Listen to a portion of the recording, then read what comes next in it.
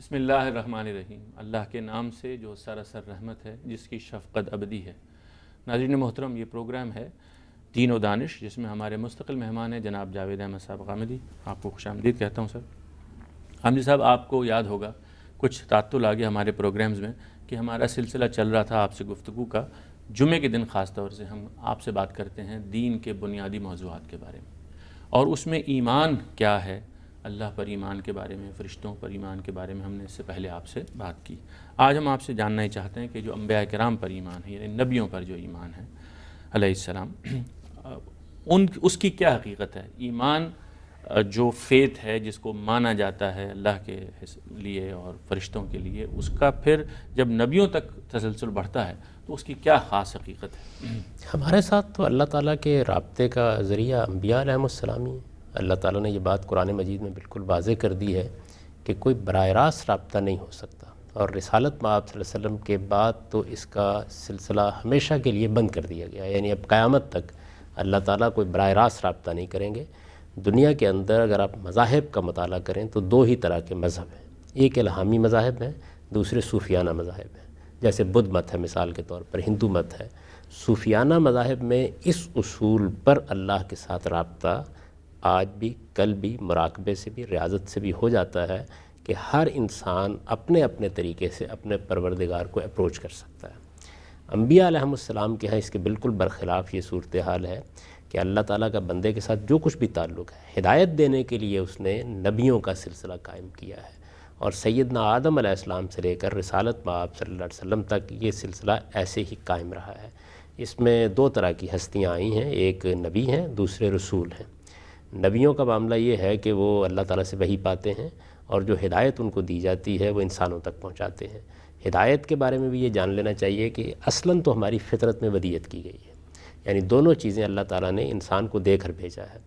ایک اپنی ذات کا شعور، یعنی ایک پروردگار ہے، اس دنیا کا خالق ہے، اس خالق نے ہم کو بنایا ہے، ہم اس کی ایک مخلوق ہے، اور دوسرے یہ کہ خیر و شر کا ایک امتیاز ہماری فطرت کا حصہ ہے، اور اس کے لحاظ سے ہم کسی چیز کو اچھا کہتے ہیں، کسی کو برا کہتے ہیں، اور اس کے بارے میں حکم بھی لگاتے ہیں۔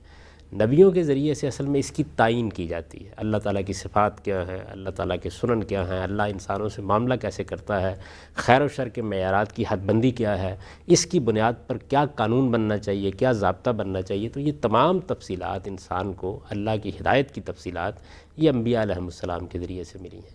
انبیاء علیہم السلام کے ذریعے ہی سے ہم یہ جانتے ہیں کہ ہمارا پروردگار ہم سے کیا چاہتا ہے، اور جو کچھ داعیات ہمارے اندر موجود ہیں، جو محرکات ہمارے اندر موجود ہیں، دین کے محرکات ہیں، خدا کے ساتھ تعلق کے محرکات ہیں، ان کی آخری اور فائنل صورت کیا ہونی چاہیے کہ جس کی بنیاد پر ہم اعتماد سے کہہ سکیں کہ اس سے ہمیں اللہ تعالیٰ کی خوشنودی حاصل ہو جائے گی۔ اور اس دنیا کے اندر اللہ جو رہنمائی فرمانا چاہتے ہیں اس کا بھی ایک دائرہ ہے۔ ظاہر ہے کہ اخلاقی حدود کی تعین ضروری ہے، کچھ معاملات میں قانون دینا ضروری ہے، وہ بھی نبیوں ہی کے ذریعے سے ملتا ہے۔ ہم صاحب ایک مختصر سی میں چاہوں گا وضاحت فرما دیجیے۔ آپ نے کہا کہ یہ جو الہامی مذاہب ہیں اور صوفیانہ مذاہب، ان میں امتیاز کیسے ہوگا؟ ان کا بنیادی فلسفہ میں نے بیان کر دیا، یعنی الہامی مذاہب میں تو آپ اللہ کے پیغمبر کی طرف رجوع کرتے ہیں، اللہ کے پیغمبر سے ہدایت حاصل کرتے ہیں، اللہ تعالیٰ بتاتے ہیں، اور دوسری صورت یہ ہوتی ہے کہ آپ مراقبوں سے اور ریاستوں کے ذریعے سے اللہ تعالیٰ کے ساتھ براہ راست رابطہ پیدا کرتے ہیں۔ یعنی وہ کلیم ہی نہیں کرتے صوفیانہ مذاہب میں کہ ہمیں وحی آتی ہے یا اللہ نے ہمیں یہ کہا، یہ ان کے اپنے ہی ایکسپیرینسز ہوتے ہیں۔ نہیں، ظاہر بات ہے، وہ یعنی کسی خاص پیغمبر کے ذریعے سے ضروری نہیں ہے کہ یہ سب کچھ حاصل کریں، وہ براہ راست اس کے لیے آپ کو کچھ مشقیں، کچھ ریاستیں، کچھ چلے تجویز کریں گے، ان کے ذریعے سے آپ اپنے اس مادی وجود کی کثافت کو دور کرتے ہیں، اور آپ کا روحانی وجود ان کے کہنے کے مطابق اتنا زیادہ مضبوط اور محکم ہو جاتا ہے کہ پھر آپ براہ راست خدا سے وہ چیز پا لیتے ہیں جو انبیاء علیہم السلام کے ذریعے ملتی ہے، جو ان کا دعویٰ ہے۔ صحیح۔ یعنی انبیاء علیہم السلام تو اس کی نفی کرتے ہیں، لیکن صوفیانہ مذاہب میں یہی اصول ہے جس پر وہ بالکل ایک الگ مذہب کی حیثیت رکھتے ہیں۔ ہم صاحب اس میں بات ہو رہی ہے، چونکہ رسالت ہمارا موضوع ہے آج انبیاء کرام پر ایمان، تو آج ہمارے ساتھ ایک کالر ہیں، ان کی بات سننے سے ابتدا کرتے ہیں سوالوں کی۔ السلام علیکم۔ ہیلو، السلام علیکم۔ وعلیکم السلام۔ جی، میرا سوال ہے کہ رسول اللہ صلی اللہ علیہ وآلہ وسلم پر نبوت ختم کر دی گئی، اس کی کیا وجہ ہے؟ جی ہاں، یہ بھی میرے ذہن میں ایک سوال ہی تھا۔ آپ نے بھی ارشاد فرمایا کہ نبی کریم پر ظاہر نبوت ختم ہو گئی۔ ایمان کے تقاضوں میں سے ایک یہ چیز ہے، ایمان کے بارے میں قرآن نے جو ہم کو ہدایت دی ہے اس کے بارے میں قرآن میں وضاحت سے مینشن ہے۔ آپ اس کا جواب دینا یہیں سے شروع کر لیتے ہیں بات، آپ جیسے فرما رہے تھے۔ کوئی معنی نہیں۔ دیکھیے بات یہ ہے کہ نبوت کس مقصد کے لیے تھی؟ اللہ کی ہدایت کو اتمام تک پہنچا دیا جائے اور اللہ تعالیٰ کی حجت پوری دنیا پر قائم کر دی جائے۔ تو یہ دونوں کام جب ہو گئے اور عالمی سطح پر ہو گئے اور ایک ایسے زمانے میں ہو گئے جو اب تاریخی زمانہ ہے، رسالت مآب صلی اللہ علیہ وسلم کی بعثت تاریخی زمانے کے بالکل سرے پر ہوئی ہے۔ تاریخی زمانے سے آپ کی کیا یعنی مراد؟ دنیا کے اندر دو دور ہیں، ایک پری ہسٹورک ہے، یعنی ایسا دور ہے کہ جس کے بارے میں آج ہمیں کچھ بہت معلومات نہیں ہیں، بہت ہی کم معلومات ہمیں حاصل، مثلا سیدنا مسیح علیہ السلام ہی ہے، تو سیدنا مسیح علیہ السلام کی شخصیت کا جو تاریخی پہلو ہے وہ اتنا اسٹیبلش نہیں ہے، یعنی ہمارے پاس معاصر تاریخ کی شہادتیں موجود نہیں ہیں۔ دنیا ایک ایسے دور میں داخل ہوئی ہے جس کو اب تاریخ کا دور کہتے ہیں، پری ہسٹورک دور سے دنیا نکل آئی ہے۔ تو اس دور میں جب دنیا داخل ہوئی ہے تو اس میں رسالت مآب صلی اللہ علیہ وسلم کے ذریعے سے عالمی سطح پر اللہ کی حجت پوری ہو گئی، حق واضح ہو گیا۔ اس کے بعد نبوت کے سلسلے کو جاری رکھنے کی کوئی وجہ نہیں تھی، بند کر دیا گیا اس کو۔ یعنی اب اس پہلو سے ضرورت نہیں تھی کہ جو کچھ آپ نے فرمایا وہ دنیا تک پہنچا دیا گیا اور اس کو محفوظ کر دیا گیا۔ وہ محفوظ ہو گیا، وہ تاریخ کو منتقل ہو گیا، اس کے بارے میں کسی ابہام کی کوئی گنجائش نہیں رہی۔ یہ ساری چیزیں ہو گئیں، ممکن حد تک ہو گئیں، تو اس کے بعد پھر کوئی وجہ نہیں تھی۔ پہلے تو یہ تھا نا کہ ایک ایک قوم کے اندر پیغمبر آتے تھے، اس کو اپنی دعوت پہنچاتے تھے، اور تھوڑے عرصے کے بعد معلوم ہی نہیں ہوتا تھا کہ ان کی دعوت کہاں گئی کہاں نہیں گئی، یعنی دنیا کو کچھ تھوڑی بہت باتیں لوگوں کی گفتگوؤں کے ذریعے سے منتقل ہوتی رہتی تھیں۔ ایسا نہیں تھا کہ ساری دنیا کے اندر خدا کی حجت، خدا کا پیغام پہنچ گیا ہو اور حق آخری درجے میں واضح ہو گیا ہو۔ یہ چیز رسالت مآب صلی اللہ علیہ وسلم کی بعثت کے نتیجے میں عالمی سطح پر ہو گئی۔ یعنی اب اس کو جاننے کے لیے انسان کو کسی تاریخ سے باہر کے دور میں جانے کی ضرورت نہیں ہے، وہ تاریخ کے اندر ہی سب کچھ کو دیکھ سکتا ہے۔ اور اس سے مراد یعنی وہ تاریخ نہیں جو اسلام کی تاریخ چلی آ رہی ہے، بلکہ دنیا کی تاریخ جو دنیا کے عموماً ریکارڈز میں موجود ہے یا جو اور ذرائع سے ہے۔ رسالت مآب صلی اللہ علیہ وسلم ایک تاریخی شخصیت ہے، اور تاریخی شخصیت ہونے کا مطلب ہی یہ ہوتا ہے کہ ایسا نہیں کہ کوئی خاص گروہ اپنی روایت سے بیان کر رہا ہے یا کوئی لوک داستان ہے، بلکہ دنیا کے اندر ایک معروف چیز ہے۔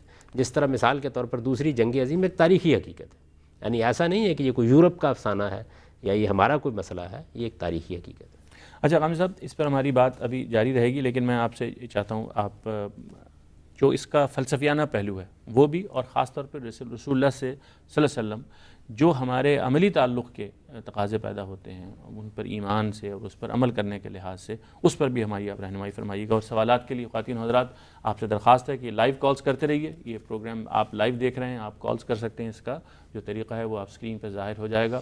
اور یہ بھی میں عرض کر دوں آپ کو کہ یہ سوالوں کا وہ سلسلہ اس طرح کا ہے کہ بہترین سوالوں پر ہم آپ کو انعام بھی دیں گے۔ یہاں پر یہ انکریجمنٹ اس لیے ہے تاکہ لوگ علمی موضوعات کے سلسلے میں مطالعہ بھی کریں اور غامدی صاحب کی بات سے استفادہ بھی کریں۔ ایک وقفے کی اجازت دیجیے، وقفے کے بعد حاضر ہوتے ہیں۔ خواتین و حضرات، پروگرام میں ایک بار پھر خوش آمدید۔ آپ دیکھ رہے ہیں پروگرام دین و دانش، اور اس میں غامدی صاحب ہمارے ساتھ موجود ہیں۔ غامدی صاحب، آپ سے گفتگو ہو رہی ہے نبی کریم ہی نہیں بلکہ تمام انبیاء کے لحاظ سے جو ہم پر ایمان کی ذمہ داری ہے۔ ہم ان پر ایمان اس لیے لاتے ہیں کہ اللہ تعالیٰ کا جو پیغام بھی ہے وہ ہمیں انبیاء کے ذریعے سے موصول ہوا ہے۔ یہ نبی کس طرح اللہ تعالیٰ چنتے ہیں؟ ان کی کیا خصائص ہوتے ہیں؟ کیا ان کی کوئی پہچان ہوتی ہے؟ کیا ان کے آنے سے پہلے لوگوں کو ان کے بارے میں معلوم ہوتا ہے؟ اس پر کچھ فرمائیے۔ اللہ تعالیٰ کسی شخصیت کا انتخاب کیسے کرتے ہیں، اس کا جواب تو خود اللہ تعالیٰ نے یہ دے دیا ہے کہ یہ میں اپنے علم و حکمت کی بنیاد پر کرتا ہوں، اور چونکہ یہ میرا انتخاب ہے اس وجہ سے یہ ضروری نہیں ہے کہ تمہیں بتایا جائے کہ کس بنیاد پر یہ انتخاب کیا گیا، یہ اسی کا انتخاب ہوتا ہے۔ لیکن ایسا نہیں ہوتا کہ اللہ کے پیغمبر کوئی اجنبی شخصیت ہوتے ہیں۔ اللہ تعالیٰ کے پیغمبروں کے بارے میں پہلے سے تعارف کرا دیا جاتا ہے، پہلے کے آنے والے نبی ان کے بارے میں پیشین گوئی کرتے ہیں، یہ بتاتے ہیں کہ اللہ کے پیغمبر آئیں گے، اس کے بعد اللہ کا پیغمبر آتا ہے۔ آپ دیکھیے نا کہ 2000 سال کی جو تاریخ بنی اسرائیل کی ہے وہ ہمارے سامنے ہے، اس میں سیدنا ابراہیم علیہ السلام کی ذریت ہی میں نبوت کو خاص کر دیا گیا تھا۔ یہ نبوت کا دوسرا دور ہے۔ ایک دور وہ تھا جو سیدنا ابراہیم علیہ السلام سے پہلے کا ہے، اس دور میں تو ہر قوم میں اللہ تعالیٰ نے پیغمبر بھیجے، لیکن سیدنا دنیا بھر میں دنیا بھر میں قرآن مجید نے اس کو بیان کیا ہے کہ ہر گروہ میں، ہر قوم میں ہم نے اپنا رسول بھیجا، اور اس کے بعد اس قوم کے اوپر خدا کی جزا و سزا اس دنیا میں برپا ہوئی، یعنی اس کے ماننے والوں کو جزا دی گئی اسی دنیا میں، اور اس کے منکرین کو سزا دی گئی، وہ بھی اسی دنیا میں ہوا۔ یہ معاملہ بار بار ہو گیا۔ اس کے بعد سیدنا ابراہیم علیہ السلام کی ذریت، ان کی اولاد میں نبوت کو خاص کر دیا گیا، اور پھر کم و بیش 2000 سال تک نبوت انہی کی اولاد میں خاص رہی ہے۔ سیدنا مسیح علیہ السلام تک ان کا معاملہ بنی اسرائیل میں رہا، اور 500 سال کے بعد پھر رسالت مآب صلی اللہ علیہ وسلم کی بعثت ہوئی تو یہ بنی اسماعیل ہیں، اور یہ بھی انہی کی ذریت ہے، تو سب کے سب پیغمبر اس کے بعد انہی کی اولاد میں آئے ہیں۔ بنی اسرائیل کے ہاں تو صورتحال یہ ہے کہ ایک کے بعد دوسرا پیغمبر آ رہا ہے اور وہ اس کی پیشین گوئی کر رہا ہے اور اس کا تعارف کرا کے بیک وقت ایک سے زیادہ بھی ہوئے، جیسے کہ سیدنا ہارون تھے اور سیدنا موسیٰ تھے۔ سیدنا موسیٰ علیہ السلام کے بعد تو ایک تسلسل ہے جس کو قرآن نے بیان کیا، وَقَفَّيْنَا مِن بَعْدِهِ بِالرُّسُلِ، یعنی اس کے بعد ہم نے ایک کے بعد دوسرے پیغمبر کو بھیجا، تو ایک سلسلہ ہے جو اس کے بعد جاری رہا ہے۔ جی ہم صاحب ایک کال اور لیتے ہیں۔ السلام علیکم عائشہ صاحبہ۔ السلام علیکم ڈاکٹر صاحب، میں عائشہ بات کر رہی ہوں لاہور سے۔ جی ارشاد۔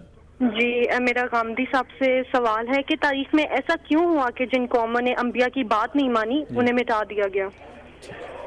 ہم صاحب یہ بھی ظاہر ایک سوال ہے جو ترتیب سے آ جائے گا، میرے خیال میں آپ اپنی وہ بات مکمل کر لیں کہ نبی کو یا رسول کو کیسے پہچانا جاتا ہے، اور آپ تاریخی لحاظ سے بتا رہے تھے کہ بنی اسرائیل کے دور میں تو یہ ہوا کہ ایک سے زیادہ، یعنی ہر پیغمبر نے جانے کے بعد تعارف کرایا، اور بالعموم ایسا ہوا کہ ان کا مسح کر کے ان کو اس منصب پر فائز کر کے اللہ کا پیغمبر رخصت ہوا، ایک کے بعد دوسرا پیغمبر آتا رہا، اور اس طریقے سے وہ بتاتا رہا کہ اب میرے بعد یہ پیغمبر ہوں گے، اور اس طرح سے کسی ابہام کا کوئی سوال وہاں نہیں رہا۔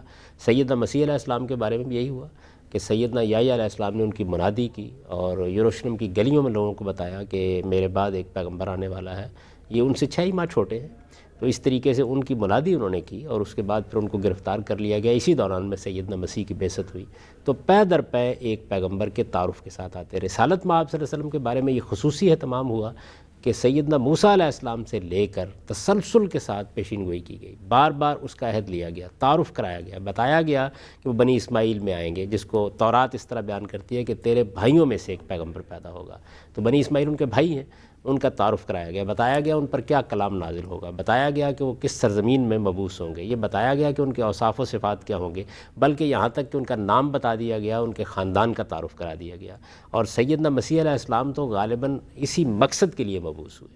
تو یہ چیز جو ہے یہ قرآن مجید سے بالکل واضح ہو جاتی ہے کہ وہ ایک متعارف شخصیت ہوتے ہیں، ان کے بارے میں ہر آدمی کو معلوم ہوتا ہے۔ اچھا ہم صاحب یہ جو سوال ہے جو بہن نے ہماری کیا، اس کی طرف اگر بڑھیں تو میں اس کو ایسے آپ کے سامنے رکھتا ہوں کہ ہم قرآن جب پڑھتے ہیں تو معلوم ہوتا ہے کہ ایک پیغمبر آتے ہیں، وہ دعوت دیتے ہیں کہ ان کی اطاعت کی جائے، اللہ کی توحید کو مانا جائے، نہیں تو وہ مٹا دیے جائیں گے۔ یہ کیا پروسیس ہے؟ اس کی کچھ وضاحت فرما دیجیے۔ دیکھیے جی، دین کی بنیاد کیا ہے؟ دین کی بنیاد یہ ہے کہ ایک دن جزا و سزا ہونی ہے، یعنی اللہ تعالیٰ کے سامنے ہم حاضر ہوں گے، قیامت برپا ہوگی، اور اس کے بعد ہم سب کو اللہ تعالیٰ کے سامنے جواب دہ ہونا ہے۔ یہی دین کی دعوت کا مرکزی نقطہ ہے۔ لوگ اس کو ماننے کے لیے تیار نہیں ہوتے۔ جب اس کو ماننے کے لیے تیار نہیں ہوتے تو پھر اللہ تعالیٰ نے یہ کیا کہ پیغمبروں کے ذریعے سے یہ جزا و سزا اسی دنیا میں برپا کر کے دکھا دی، یعنی چھوٹے پیمانے پر ایک قوم کے لیے، جس کی تفصیلات قرآن مجید پھر بیان کرتا ہے۔ مثلا سیدنا نوح علیہ السلام کے بارے میں بیان کرتا ہے کہ انہوں نے 950 سال تک اپنی قوم کو دعوت دی، جب وہ ماننے کے لیے تیار نہیں ہوئے تو پھر ان کو الٹیمیٹم دیا، اور یہ بتایا کہ وہ قیامت جس میں سب کی جزا و سزا ہونی ہے تمہاری قوم کے لیے یہیں برپا ہو جائے گی۔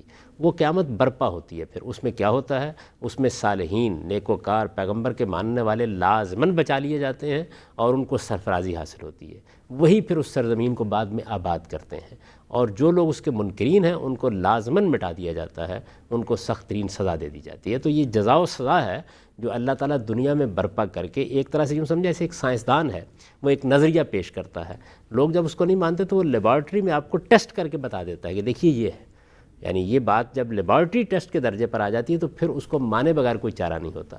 تو آخرت کا جو نظریہ ہے اس کو بھی لیبارٹری ٹیسٹ کے درجے میں گویا ایک چھوٹے پیمانے پر ایک قوم میں برپا کر کے دکھا دیا جاتا ہے۔ یہ ایک چھوٹی قیامت ہوتی ہے جو برپا کر کے بتائی جاتی ہے کہ اس طرح سے ساری دنیا کے لیے بھی ایک قیامت برپا ہوگی، اور وہاں نیکوکاروں کو اللہ تعالیٰ سرفرازی عطا فرمائیں گے اور ان لوگوں کو سزا دیں گے جو منکرین ہیں۔ یعنی یہ جو آپ کی بات سے میں سمجھا ہوں کہ رسول جو خاص طور سے یعنی انبیاء میں سے جو ایک درجہ اوپر ہوتا ہے رسولوں کا، ان کے ساتھ یہ بات خاص ہے کہ وہ اپنی زندگیوں میں اس بات کا اعلان کر دیتے ہیں اور وہ پوری بات ثابت ہو جاتی ہے ان کی لائف ٹائم میں۔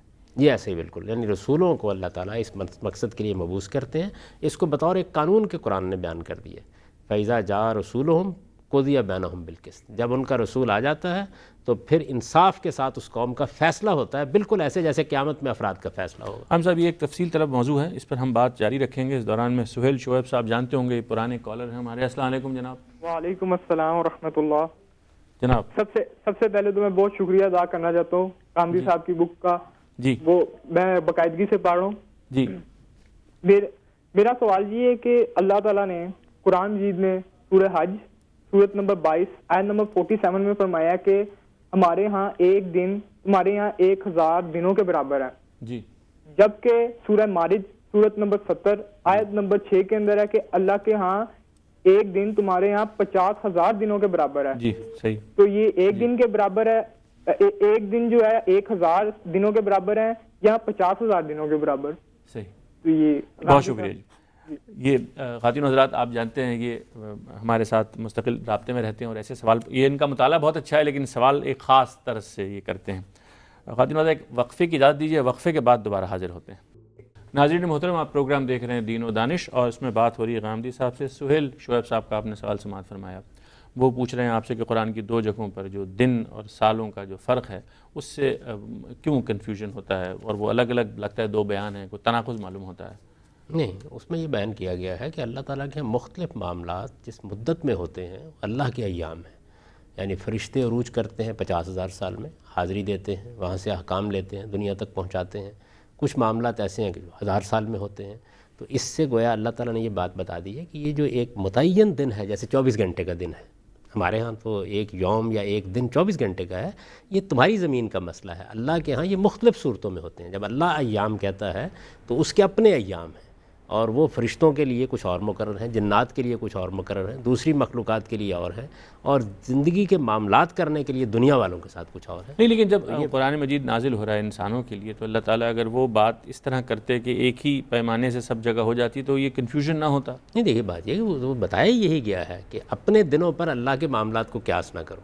वो जो 50,000 साल है वो ये बयान किया गया है कि वो एक ऐसा दिन होता है जो 50,000 साल के बराबर है, जिसमें फ़रिश्ते अल्लाह के यहाँ अरूज करते हैं। तो एक मिशन जो फ़रिश्तों के सपुर्द किया जाता है वो किस वक्त में पाया तकमील को पहुँचता है, उसको वहाँ बयान तो उसका मकसद क्या है इस तरह बयान करने का? ये बताना है कि परवरदिगार की बारगाह कितनी बुलंद है, उसके साथ मामलात कैसे होते हैं। आम इंसानों की हैसियत से तुम बाज़ औक़ात 10 साल 20 साल में समझते हो कि एक बात मुतय्यन होकर सामने आनी चाहिए। अल्लाह ताला के यहाँ बहुत सी स्कीमें 50,000 साल पर, बहुत सी 1000 साल पर मुहित होती हैं, उनमें यानी अपने महदूद पैमाने से निकलने की तरगीब दी गई। यानी अपने पैमानों पर अल्लाह ताला के मामलात को जाँचने की कोशिश ना करो।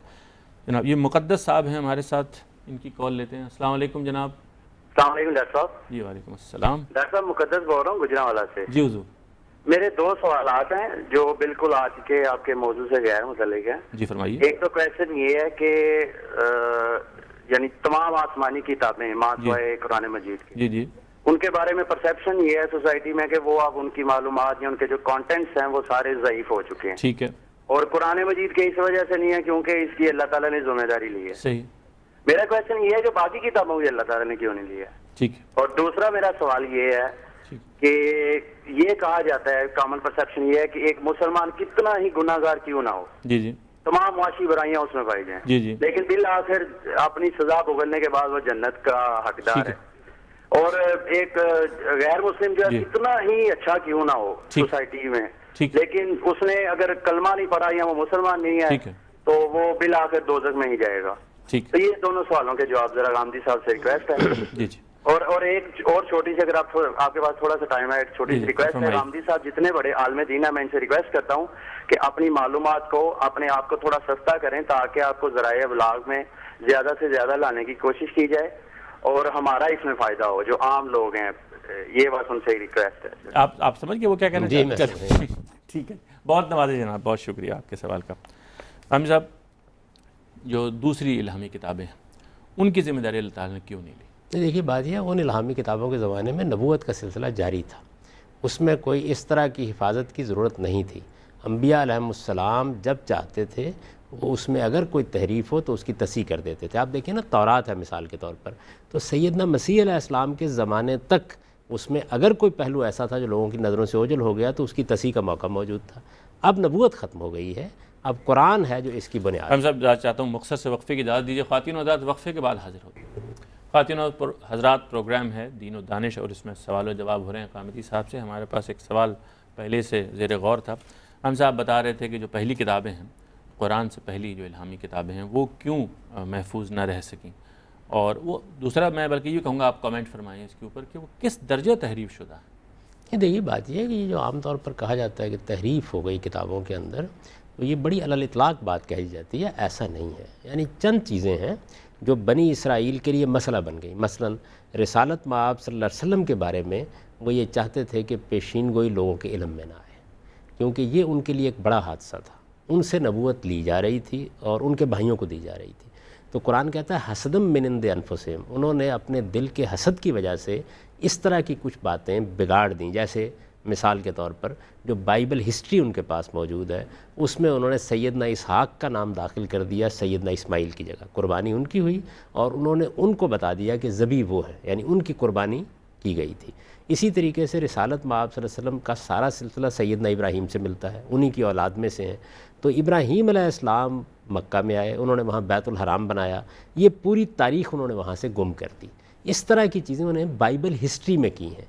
جہاں تک تورات اور انجیل کا تعلق ہے وہ بڑی حد تک یعنی محفوظ اللہ ہے. پر ایمان ہے یا اللہ پر ایمان ہے، دین کی بنیادی حقیقت ہے. میں تو یہ کہتا ہوں کہ اس وقت یہ انجیل نکالیں اور متی کی انجیل میں سے جو میتھیو کی انجیل ہے اس کے اندر سے صرف پہاڑی کا واز پڑھ لیں تو یہ معلوم ہو جائے گا کہ انبیاء علیہم السلام کی دعوت کیسی اشتراک رکھتی ہے. تعجب ہوتا ہے اس معاملے میں لوگوں کے اوپر. آپ دیکھیں سورہ مائدہ میں اللہ تعالیٰ کہتے ہیں کہ یہ اہل کتاب اگر تورات کو اور انجیل کو اور قرآن کو قائم کریں تو اگر ان کے اندر اس نوعیت کی تحریفات ہو گئی ہوئی ہیں تو پھر تو یہی ہونا چاہیے کہ ان کو ایک طرف رکھ دیں آپ. ایسا نہیں ہے، جہاں کہیں تھوڑی بہت خرابی پیدا کی گئی تھی اس کی قرآن نے تصحیح کر دی اور وہ آج بھی کتابیں ہیں، ان کو آپ پڑھیں. تورات ہمارے سامنے کس وضاحت کے ساتھ توحید کو بیان کرتی ہے اس کا آپ اندازہ نہیں کر سکتے. ہم صاحب اجازت دیجیے ایک سوال لے لیں. اور عمر جاوید صاحب السلام علیکم. ہیلو السلام علیکم. وعلیکم السلام جناب. جی عمر جاوید بات کر رہا ہوں فیصل آباد سے. جناب ارشاد فرمائیے. میرا کوشچن یہ ہے کہ رجوع اللہ، توکل اللہ، صبر اور قناعت، جی ان کو ذرا مثال کی روشنی میں ذرا ان کی وضاحت فرما دیں. اچھا بہت شکریہ جناب. ہم سب پہلے سوال کی طرف لوٹتے ہیں کہ آپ یہ فرما رہے تھے کہ وہ محفوظ نہ رہیں، کچھ ان میں تبدیلیاں تو آپ بھی کہہ رہے ہیں. میں کہتا ہوں محفوظ ہے. ان کے اندر بعض چیزیں ایسی ہیں کہ جن میں خرابی پیدا ہوئی اس وقت انبیاء علیہم السلام تصحیح کرتے رہتے تھے، اب قرآن تصحیح کرنے کے لیے موجود ہے. یعنی اصل چیز یہ کہ پیغام کے باقی رہنے کی کوئی عمدہ شکل ہو جاتی تو وہ اب قرآن کے آنے کے بعد اصل چیز قرآن ٹھہر گئی. یعنی اللہ کے ہاں تو الگ الگ کتابیں نہیں ہیں نا، وہ تو ایک دعوت بیان کر رہا ہے، اسی طریقے سے لوگوں کی رہنمائی کر رہا ہے. اگر ایک دعوت میں یہ بھی حفاظت ہے، دیکھیے نا، اس نے تو اپنے پیغام کی حفاظت کرنی ہے کہ اگر کسی کتاب کے اندر کوئی خرابی پیدا کی گئی تو نبی آ گیا، اس نے اس کی وضاحت کر دی اور اس کے بعد اللہ نے اپنی آخری کتاب نازل کر کے اس کو پوری طرح محفوظ کر دیا.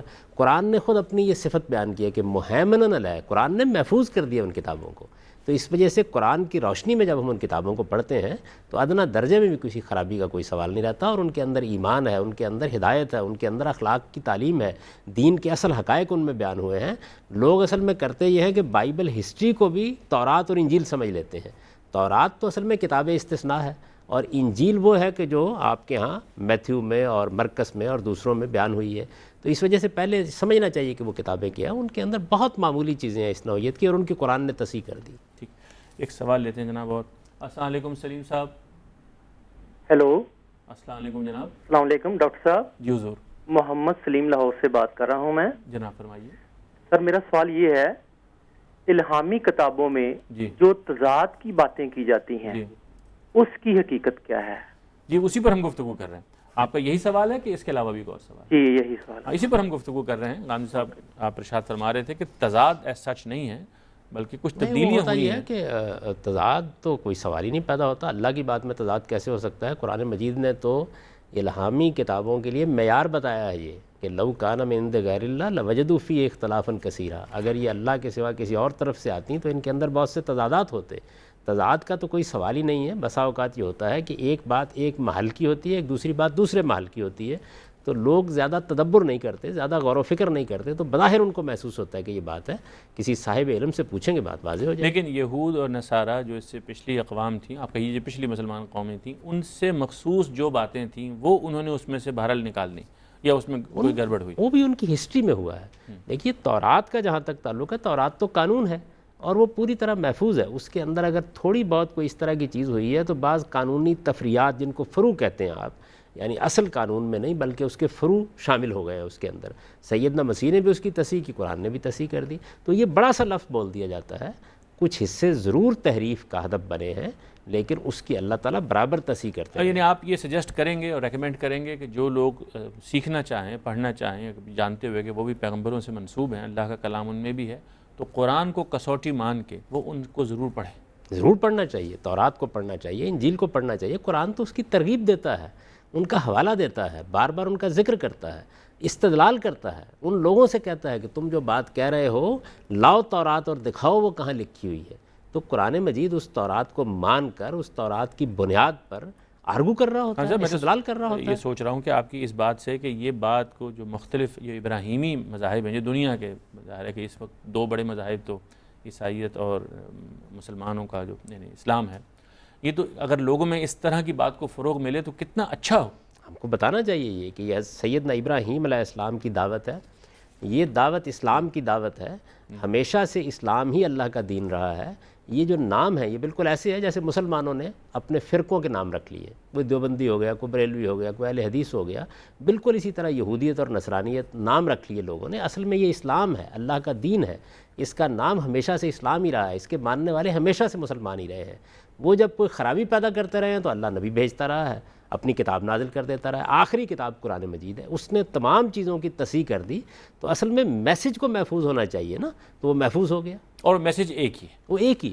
جی جناب اکمل صاحب کچھ فرمانا چاہتے ہیں؟ السلام علیکم حضور. ہلو جی السلام علیکم جناب. وعلیکم السلام.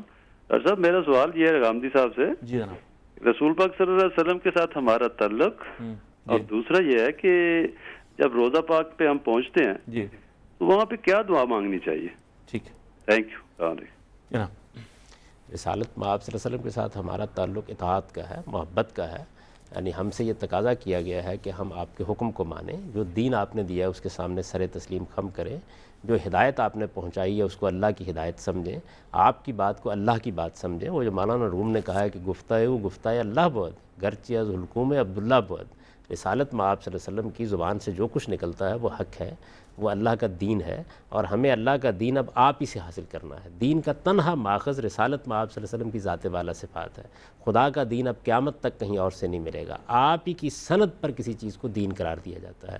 آپ کا حکم مانا جائے گا، آپ کی اطاعت کی جائے گی، آپ کے ساتھ غایت درجہ ادب کا تعلق رکھا جائے گا جس کو قرآن مجید نے بیان کیا ہے، اور محبت کا تعلق ہوگا. یعنی وہ محبت کہ جس میں آپ ہر چیز پر اللہ کے پیغمبر کی بات کو ترجیح دیتے ہیں.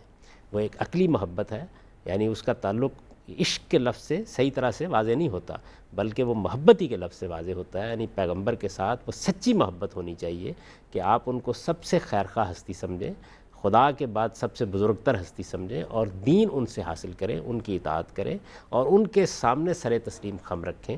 جس چیز کو وہ دین کی حیثیت سے بیان کر دیں، ادنا درجے میں اس سے انحراف کی کوشش نہ کریں. یہ تعلق ہمارا ہے. جب ہم آپ کے وہاں جاتے ہیں مدینہ میں تو وہاں ہمیں آپ کے لیے رحمت کی دعائیں کرنی چاہیے، آپ کے سامنے سلام پیش کرنا چاہیے. جو صحابہ کرام کا طریقہ تھا وہی طریقہ اختیار کرنا چاہیے. اس کی تعلیم ہم کو قرآن نے دی ہے. یہ بتایا ہے کہ پیغمبر کے لیے تم رحمت کی دعائیں کرو اور آپ کے حضور میں اپنا سلام پیش کرو. تو سلام بھی ایک دعا ہے، صلات بھی ایک دعا ہے، رحمت کی دعا ہے کہ اے پروردگار تو اپنی رحمتیں آپ پر نازل کر. بہت شکریہ جناب. رابعہ صاحبہ السلام علیکم. جی السلام علیکم. میں غامدی صاحب سے ذرا پوچھنا چاہ رہی ہوں کیونکہ میرا فرسٹ بیبی ہونے والا ہے، تو میں اس کے نام کے بارے میں، جبران نام کے بارے میں، کیونکہ مجھے بہت تضاد مل رہا ہے اس نام کے بارے میں. تو میں پوچھنا چاہ رہی تھی کہ اس کا کوئی اچھا مقصد ہے، یہ اچھا نام ہے رکھنے کے لیے. جی میرا نام رابعہ ہے، میرے ہسبینڈ کا نام احمد ہے. اچھا آپ کچھ رہنمائی فرمائیے. یہ ایک بہت مشہور افسانہ نویس بھی ہیں، ناول نگار بھی ہے مصر کے، ان کا نام ہے، تو اس مناسبت سے رکھنا چاہیں تو رکھ لیں. ان کی بہت مشہور کتاب ہے نبی کے نام سے، تو کوئی حرج کی بات نہیں ہے. باقی یہ ہے کہ جو عربی نام ہوتے ہیں ان میں بعض اوقات معنی کوئی ایسے نہیں ہوتے. وہ تو آپ عثمان کے معنی دیکھیں، عمر کے معنی دیکھیں، تو اس میں بھی کوئی خاص چیز نہیں ہے. تو اس وجہ سے معنی برے بھی نہیں ہیں، اچھا رکھ لیں. یعنی آپ سمجھتے ہیں کہ نام رکھا جا سکتا ہے اور ناموں کے مطلب سے کوئی فرق نہیں پڑتا. لوگ نہیں، دیکھیے برا مطلب نہیں ہونا چاہیے، لیکن یہ کہ اگر کوئی اس کے اندر شرک ہے یا کوئی بدعت کا پہلو ہے یا کوئی اور اس طرح کی عقیدے کی خرابی ہے، اس سے بچنا چاہیے. کیا آتا ہے نا غالباً روایت میں کہ نبی کریم نے فرمایا صلی اللہ علیہ وسلم کے اچھے نام رکھا کرو. اچھا نام ہونا چاہیے. تو اچھا نام بعض اوقات ہوتا ہے معنی کے لحاظ سے، بعض اوقات کسی شخص کی مناسبت کے لحاظ سے بھی ہو جاتا ہے. یعنی معنی اس میں اہم نہیں ہوتے، لیکن کسی بڑی شخصیت کا نام ہے تو آپ نے اس نام کے اوپر رکھا. نام کا اثر ہوتا ہے ویسے؟ لوگ کہتے ہیں جی اس طرح کی کوئی چیز قرآن حدیث میں بیان نہیں. اچھا جناب، آپ فرما رہے تھے رسول اللہ کے روضہ مبارک پر جب آدمی حاضر ہوتا ہے، آپ تشریف بھی لے گئے وہاں پہ، یہ جو ایک تھوڑی سی ٹسل ہے، میں دیکھتا ہوں کہ ہمارے یہاں لوگ، کچھ لوگ کہتے ہیں جی یہ نہیں کرنا، یہ نہیں کرنا، یہ نہیں کرنا، دوسرے لوگ سمجھتے ہیں جا کر وہاں سب کچھ ہی اپنا نشاور کر دینا ہے۔ صحیح بات کیا ہے؟ صحیح بات یہ ہے کہ دیکھیے آپ نے وہ چیزیں جن کا تعلق عالم تکوین سے ہے وہ تو خدا سے مانگنی ہے، جی، دعا خدا سے کی جائے گی، استعانت خدا سے ہوگی، آپ کو اولاد چاہیے تو خدا کے پاس جائیے اور اللہ تعالیٰ کا گھر بھی وہاں موجود ہے، وہاں جا کے دعا کیجیے۔ رسالت میں آپ صلی اللہ علیہ وسلم کے ساتھ ہمارے تعلق کا جو معاملہ ہے وہ محبت کا تعلق ہے، عقیدت کا تعلق ہے، اطاعت کا تعلق ہے، اور ہم سلام پیش کریں گے، ہم رحمت بھیجیں گے، دعا کریں گے آپ کے لیے۔ صاحب رسول اللہ کو ہماری دعا کی ضرورت ہے کوئی؟ ہماری محبت کا تقاضا ہے۔ دیکھیے قرآن مجید میں بھی یہاں یہ ذکر آیا ہے تو وہاں یہ ہے کہ منافقین آپ کو اذیتیں دینے کی کوشش کرتے ہیں، تو لوگوں تم اللہ تعالیٰ کے حضور میں آپ کے لیے رحمت کی دعائیں کرو۔ تو یہ رحمت کی دعائیں اصل میں ہمارے اخلاص، ہماری محبت کا ظہور ہے۔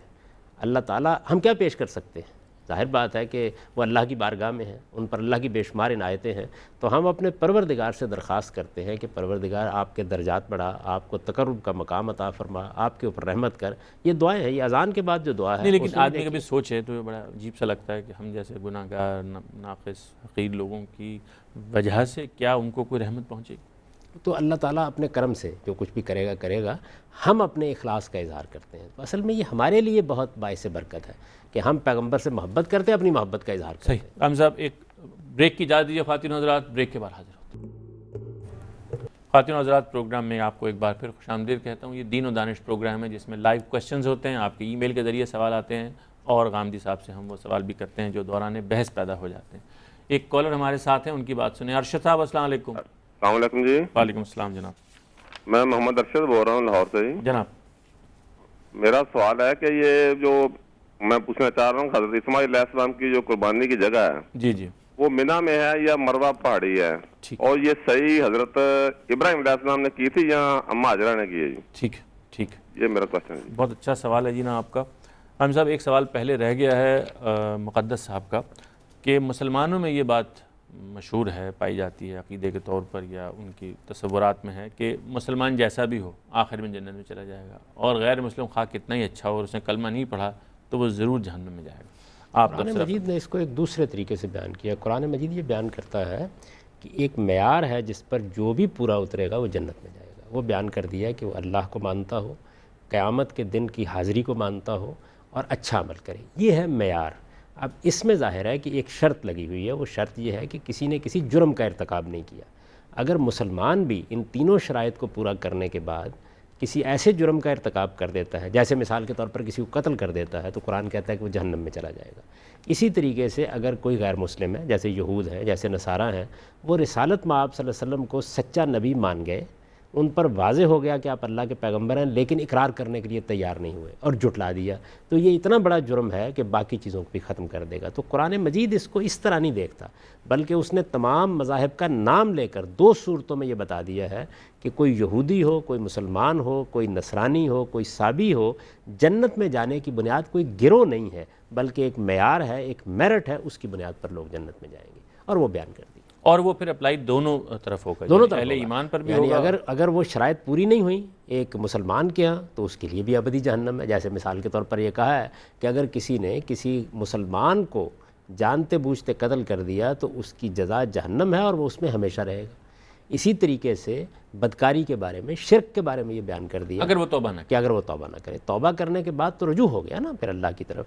اگر ایسا نہیں ہوا تو یہ وہ چیزیں ہیں۔ اسی طرح سے یہود و نصارہ نے رسالت میں آپ صلی اللہ علیہ وسلم کی نبوت کا اگر انکار کر دیا جانتے بوجھتے، یعنی ایک آدمی تک بات پہنچی، واضح ہو گیا کہ آپ اللہ کے پیغمبر ہیں، محض تعصب کی وجہ سے انکار کر دیا، تو یہ تو خدا کے خلاف بغاوت ہے۔ اصل میں اسی بات کو لوگوں نے بڑھا کے اسی کو لوگوں نے بڑھا کے بیان کر دیا۔ عمر جاوید صاحب آپ سے دریافت کرنا چاہتے ہیں کہ آپ بتائیے کہ قناعت، توکل، صبر اور رجوع اللہ، قناعت یہ ہے کہ آدمی یہ رویہ اختیار کرے کہ جو کچھ اس کو میسر ہو گیا ہے یہ اس کے لیے اللہ کی بڑی عنایت ہے، اسے جد و جہد تو آگے بڑھنے کے لیے ضرور کرنی چاہیے، لیکن اپنے آپ کو حریص نہیں بنا لینا چاہیے۔ دیکھیے ایک ہے جد و جہد کرنا، اپنے آپ کو بہتر کرنے کی کوشش کرنا، یہ اسلام میں ممنوع نہیں ہے۔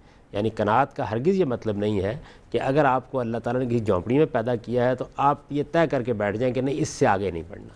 یہ اصل میں ایک دل کی کیفیت ہے کہ آدمی کو جو جو میسر آتا ہے اس کے بارے میں وہ حریص نہ ہو.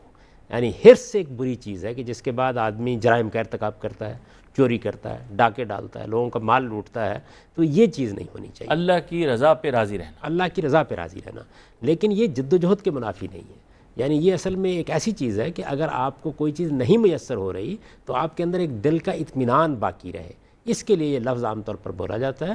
قرآن مجید میں تو یہ استعمال نہیں ہوا, نہ کسی حدیث کے اندر استعمال ہوا ہے, لیکن یہ کہ عام طور پر یہ ایک اچھا لفظ ہے, ایک اچھی صفت ہے جو بولی جاتی ہے. توکل. رجوع اللہ کا مطلب یہ ہے کہ آپ اللہ تعالیٰ کو اپنا پروردگار سمجھ کر جب کبھی آپ کو کوئی مصیبت آئے, کوئی تکلیف آئے, جب آپ خدا کو یاد کرنا چاہیں تو آپ اسی کے دربار میں رجوع کریں. کیونکہ انسان کے پاس دو ہی چیزیں ہیں, ایک اس کا علم و عقل ہے جس کی بنیاد پر وہ تدبیر کرتا ہے, دوسری چیز جو ہے وہ اللہ کی طرف اس کا رجوع ہے. تو یہ دونوں چیزیں جو ہیں یہ آدمی کو بالکل شانہ بشانہ رکھنی چاہیے. یعنی وہ ایک طرف تدبیر کرے, اللہ کے اسباب تلاش کرے, دوسری طرف اللہ تعالیٰ کی طرف اس کا رخ ہونا چاہیے. اور یہ رخ نماز سے ہوتا ہے, قرآن سے ہوتا ہے, اللہ کے ذکر سے ہوتا ہے. ان کے دو اور بھی نکات ہیں, لیکن ایک سوال پہلے لے لیں. السلام علیکم. ہیلو, السلام علیکم جناب. جی وعلیکم السلام. جی اپنا سوال ارشاد فرمائیے. جی میں غامدی صاحب سے یہ پوچھنا چاہ رہا تھا کہ انبیاء علیہ السلام کو اللہ کی طرف سے جو غیب کی خبریں دی جاتی تھیں, کیا اس کی بنیاد پر یہ کہا جا سکتا ہے کہ انبیاء علیہ السلام غیب کے جاننے والے تھے؟ اچھا ٹھیک ہے, بہت شکریہ. Thank you. ہم صاحب جو دو نکات ہیں ان کو میں چھوڑ دیتا ہوں ورنہ باقی سوال رہ جائیں گے. حضرت اسماعیل علیہ السلام, ان کی جو قربانی کی جگہ حضرت ابراہیم جہاں لے گئے تھے ان کو قربان کرنے, وہ اصل جگہ منی ہے یا وہ مروہ ہے؟ دو نقطہ نظر ہیں اس معاملے میں اہل علم کے. ایک تو عام نقطہ نظر ہے, وہ تو وہی ہے کہ منی ہے, اور اس میں لوگ ایک واقعہ بھی بیان کرتے ہیں کہ کس طرح سیدنا ابراہیم علیہ السلام گئے اور شیطان نے ورگلانے کی کوشش کی. لیکن محققین کا عمومی رجحان یہی ہے کہ اس کی جگہ مروہ ہے, اصل قربان گاہ یہی ہے. اس پر ایک بہت اچھی کتاب ہندوستان کے بر صغیر کے ایک جلیل القدر عالم امام حمید الدین فرائی کی ہے, الرائے الصحیح فی من هو الذبیح.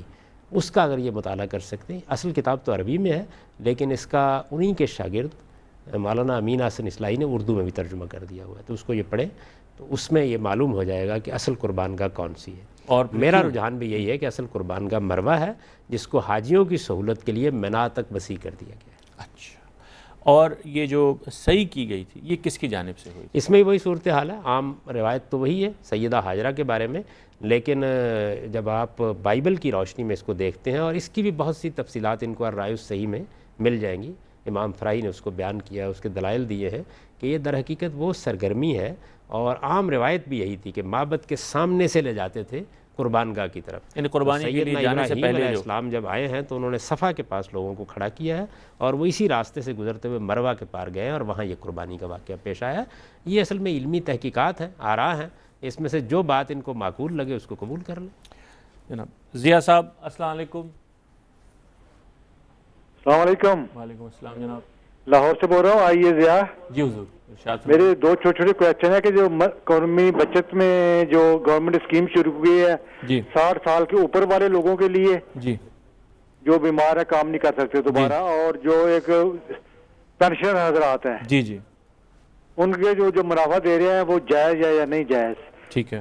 دوسرا سوال یہ ہے کہ ایک بچی ہے, جی, اس کی شادی کی ہوئی ہے اور وہ اس کے سسرال والے تنگ کر رہے تھے, جی, وہ اس کا کوئی حق میں جیب خط وغیرہ نہیں لکھا ہوا, جی, ابھی وہ رجوع کی کوشش کر رہے ہیں, تو وہ حکمر اور جیب خط ابھی اگر بھیجیں تو لکھا سکتے ہیں وہ؟ اچھا, میں اسیوم کرتا ہوں کہ آپ نے سوال سماعت فرما لیا کہ کچھ وہی بات ہے. آپ اچھا ہیں نہیں لائن پر, میں سمجھا کہ شاید, چلیے ایسا کرتے ہیں کہ یہ سوال لے لیتے ہیں پہلے کہ جو قومی بچت کی اسکیم کے بارے میں, یہ جتنی اسکیموں کا انہوں نے ذکر کیا, دیکھیے حکومت پر ذمہ داری ہے کہ وہ لوگوں کی مدد کرے, بیواؤں کی مدد کرے, بے روزگاروں کی مدد کرے, جب لوگ ریٹائر ہو جاتے ہیں تو اس وقت مدد کرے. تو اس طرح کی بہت سی چیزیں ایسی ہیں کہ جو حکومت کی ذمہ داریوں میں شامل ہیں. اس کا اگر حکومت نے یہ طریقہ اختیار کیا کہ جو کچھ آپ کے پاس تھوڑی بہت پونجی ہے وہ آپ جمع کرا دیں, وہ حکومت اپنے کاموں میں استعمال کر لے گی, آپ کو اس کے اوپر کچھ نہ کچھ زائد دے دے گی, تو یہ رد احسن ہے. یعنی آپ اچھے طریقے سے کسی کی رقم کو واپس کرتے ہیں, میرے نزدیک اس پر سود کا اطلاق نہیں ہوتا. اچھا, جو سوال قابل صاحب میں سمجھا تھا, کوشش کرتے ہیں کہ آپ ایڈریس کر لیں اس بات کو کہ جو ان کی بچی سسرال میں ناخوش ہے, کیا یہ سسرال والوں سے کہہ سکتے ہیں کہ بچی کو کچھ نہ کچھ خرچ ورچ دیتے رہیں, کو مہر بھی دیں, اس کا جو حق ہے؟ یقیناً, کیوں نہیں کہہ سکتے. اگر ایسا پہلے نہیں ہوا تو اب بھی ہو سکتا ہے. بلکہ سوسائٹی کو آنا چاہیے اور ان حقوق کا تحفظ کرنا چاہیے. دونوں چیزیں عورت کا حق ہے, مہر بھی اس کا حق ہے اور نان و نفقہ بھی اس کا حق ہے, تو اس کو اپنے اخراجات پورے کرنے ہیں. شادی تو نام ہی اس چیز کا ہے, نام ہی اس چیز کا ہے کہ شوہر نے تمام مالی اخراجات کی ذمہ داری اٹھا لی. لیکن جب کوئی جھگڑے کی کیفیت ہو جائے تو پھر تو اب ری نیگوشیٹ کرنا پڑے گا نا, ایسا نہیں؟ کیا حرج ہے سوسائٹی درمیان میں شامل ہو اور دوبارہ معاملات کو ٹھیک کرا دے. یعنی یہ ان کے لیے بھی ٹھیک ہے اور ان کو بھی چاہیے کہ وہ ریکنسیڈر. یقیناً ایسا ہی کرنا چاہیے. ہم صاحب وہ بہت مقصد ہمارا پروگرام کا وقت ختم ہو رہا ہے, صبر اور توکل. صبر کا مطلب یہ ہے کہ آپ استقامت کے ساتھ اپنے رب کی طرف رجوع کر کے صحیح جگہ پر کھڑے رہیں اور نتائج کا انتظار کریں. توکل کا مطلب یہ ہے کہ آپ تدبیر کریں, اسباب کو پوری طرح کام میں لائیں اور اس کے بعد اللہ پہ بھروسہ کریں اور یہ توقع رکھیں کہ اس کا اچھا نتیجہ آپ کے لیے نکلے. بہت مقصد. غیب کی خبر کیا پیغمبروں کو تھی؟ بہت سی باتوں کے بارے میں اللہ تعالیٰ یہ بات بتاتے ہیں, لیکن یہ کہ تمام غیب بتا دیتے ہیں یہ بات لوگوں کے افسانے ہیں, اس کی کوئی حقیقت نہیں. بہت نوازش حامدی صاحب. خواتین و حضرات, اس پروگرام کا وقت آج ختم ہو گیا. آپ سے کل انشاءاللہ پھر ملاقات ہوگی. اچھے سوال کیجیے, اچھے سوال پر انعام بھی ہے, اور ہم یہ چاہیں گے کہ آپ ای میل کے ذریعے سے, اپنی کالز اور SMS کے ذریعے سے بھی رابطے میں رہیں. خدا حافظ.